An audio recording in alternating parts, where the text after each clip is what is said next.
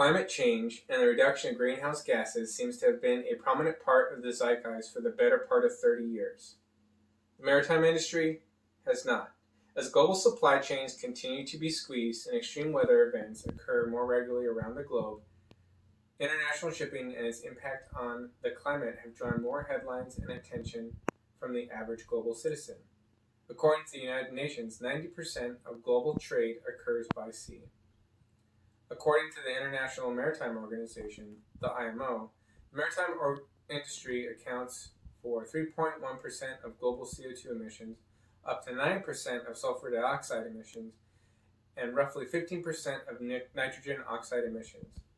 The IMO projects that this number could increase anywhere from 50 to 250% by 2050.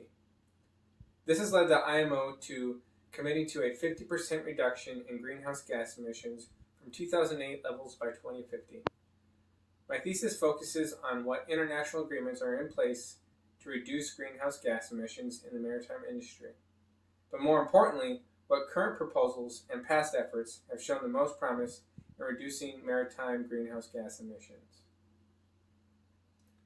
My thesis analyzed a number of past studies to determine what methods can be adopted in the short term to help peak maritime emissions in the short term, and what are the most promising long-term solutions.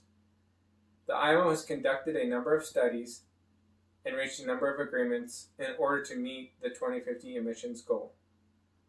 Recently, the IMO implemented a sulfur cap that went into effect in January of 2020.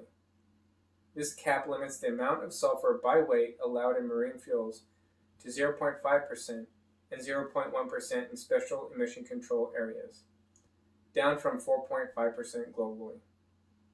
This cap is expected to reduce sulfur oxide emissions from ships by 77%.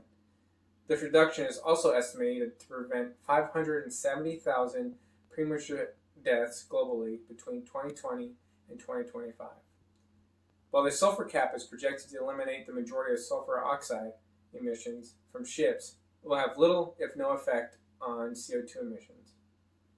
My thesis determined that alternative fuels are the best option for meeting emission targets, as they are capable of eliminating nearly all greenhouse gas emissions. Outside of alternative fuels, energy efficiency improvements via improved engine and ship design, improved fleet management, coupled with after-treatment and/or injection technologies will need to be implemented to slow or eliminate the expected greenhouse gas emission growth.